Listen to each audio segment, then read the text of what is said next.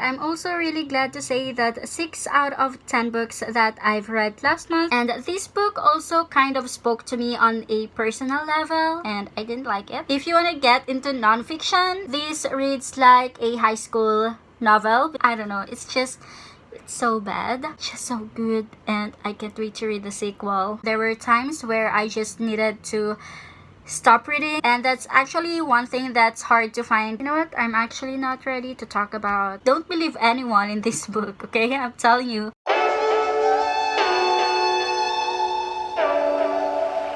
What is up, reading buddies? Welcome or welcome back to my YouTube channel. This is Polly, a 24-year-old Filipino bookish content creator who advocates for POC written and diverse books. So if you're into that, then don't forget to subscribe to my YouTube channel and to follow me on all my social media accounts, which are all linked down below.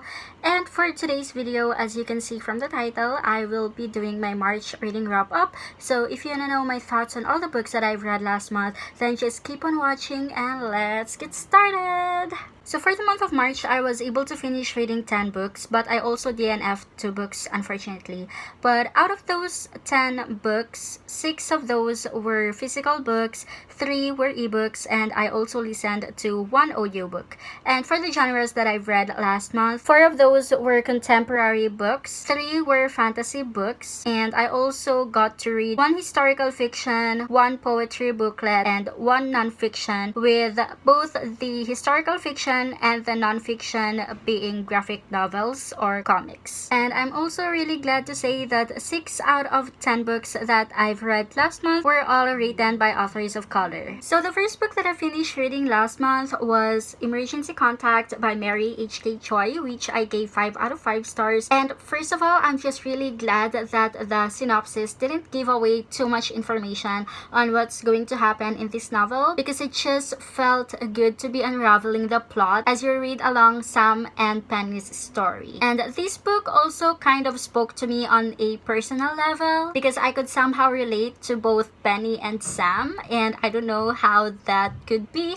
but I feel like some of their experiences I've also experienced when I was still in college. And yeah, it's just such a cute story, but the story and the lessons in this book are also deep, and the 2 main characters just seem really human to me, since Mary H.K. Choi made sure that these 2 main characters are not perfect. They have their flaws, they have their dreams that they feel like they couldn't reach, because that's how it really is when you're in this age. You have a lot of ambitions that you want to reach sometime in your life, but it will really come to that point where you feel like nothing is happening in your life and that you're not good enough. But really, these 2 main characters have my heart. The next book that I finished last month was a graphic novel, which is Bad Girls by Alex de Campi and Victor Santos, and I give this 3 out of 5 stars. I think that the graphic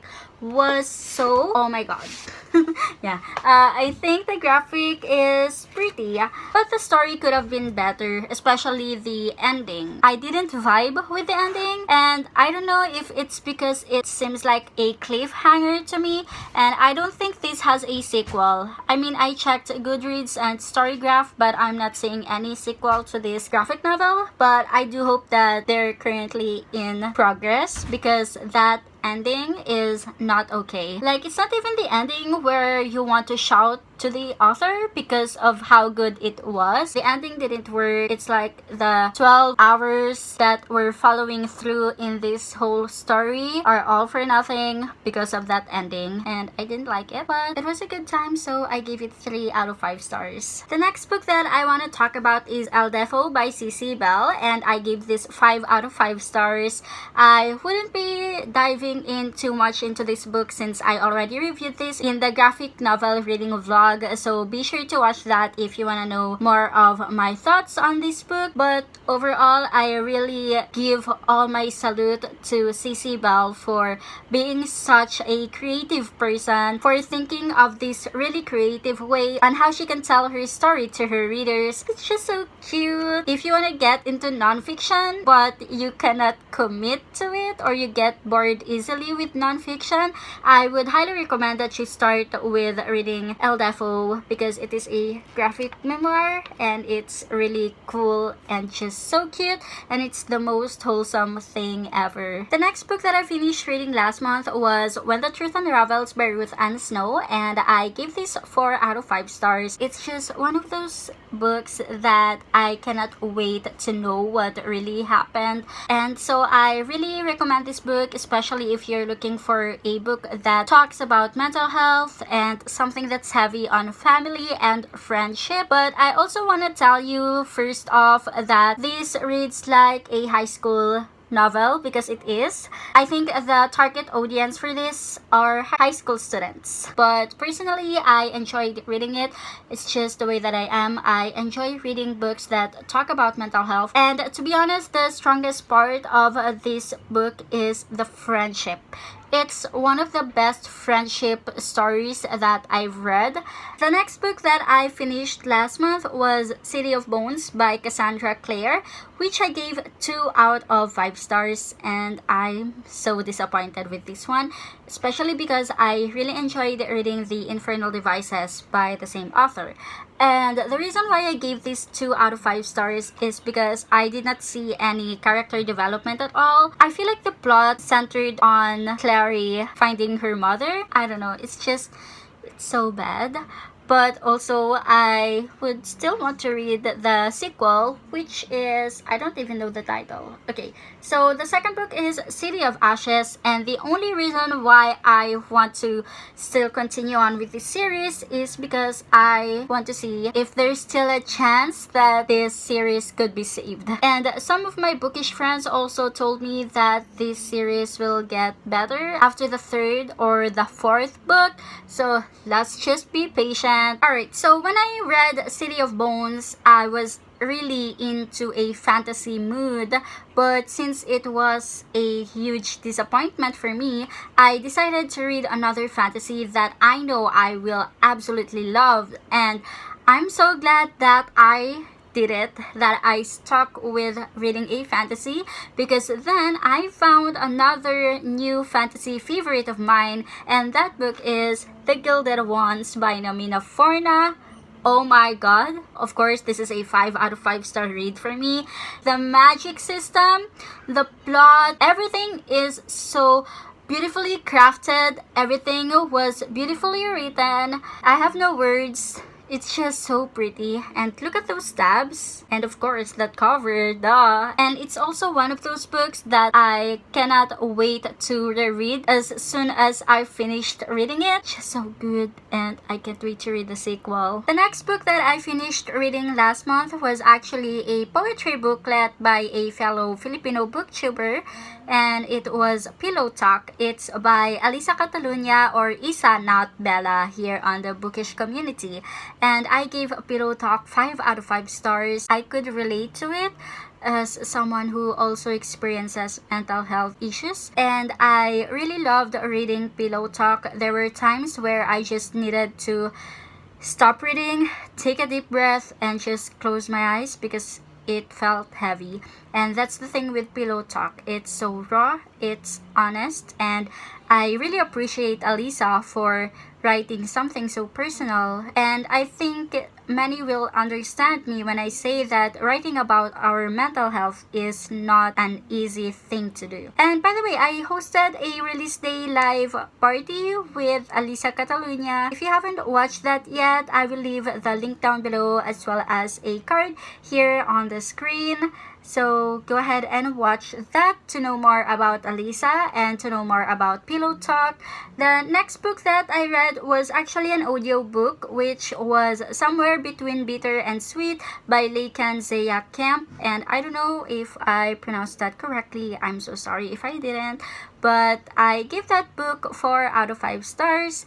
I think the audiobook was really good. I enjoyed listening to the 2 narrators. And I really appreciate that we got to have 2 narrators on this book. One is for the POV of the female main character, and the other one is for the POV of the male main character. And I enjoyed reading Somewhere Between Bitter and Sweet, or I enjoyed listening to it because it also talks about mental health. herself. And the female main character in this one struggles with anxiety, and I think that the author did a really good job with the representation of anxiety in the female main character. And although this was written by one person only, I think that the author really did a good job as well in differentiating the voices of the two main characters. And that's actually one thing that's hard to find in books that have two different POV. The next book that I finished reading last month was You've Reached Sam by Dustin Thao, and I give it 5 out of 5 stars because how could I not give that book a 5 out of 5 stars when it made me cry at 3 a.m. How? Tell me how. So my feeling towards You've Reached Sam is very hard to explain. You have to go through that feeling of loneliness because you've lost someone you dearly loved for you to be able to understand that feeling. You know what? I'm actually not ready to talk about this book, but one thing that I really want to tell you is to pre-order You've Reached Sam. I have the link down below, so go ahead, pre-order it. You will not regret it. And this book won't be out until November, so you still have a lot of time to prepare. And finally, the last book that I finished reading last month was The Unbroken by C.L. Clarke, and I gave this 4 out of 5 stars. I actually initially read this as an e-arc, but the physical copy just arrived yesterday, so I'm happy for that. I'm thinking of rereading it tonight, if not tomorrow, because it's just one of those books that I really want to reread as soon as I finish reading it. The same with the Gilded ones, because you know, these fantasy books are amazing. So The Unbroken is C.L. Clarke's debut novel, although it does not read like a debut at all because the author's writing style is just so good. This book has my heart, although it gave me some trust issues. Don't believe anyone in this book, okay? I'm telling you, you'll likely develop trust issues with this book as well. And one of the main things that this book focuses on is social injustice, and I love that. I love how this book handled the issue of social injustice, and most of the parts that I've annotated in this, not this copy but on my ebook, are parts where there are social injustices being shown, and it's just so painful to see, even if I know that this is just a book and everything that happened are fiction, but it's painful because I know that these social injustices also happen in real life. And I highly recommend this book if you're looking for an action-packed adult fantasy novel that is full of political intrigues. Go grab this book. I also want to quickly mention the 2 books that I did not finish. The first one is The Zookeeper's Wife by Diane Ackerman. The reason why I DNFed that is because I did not like the writing style at all. And the second book that I did not finish was We Were Liars by E. Lockhart. And the reason why I did not finish that is because it's too white for me. I don't get it. I also did not like the writing style, and I don't really see where the story is going. So, bye-bye! And there you go. This is my March reading wrap up. Let me know in the comments down below what your favorite read of March was. Bye!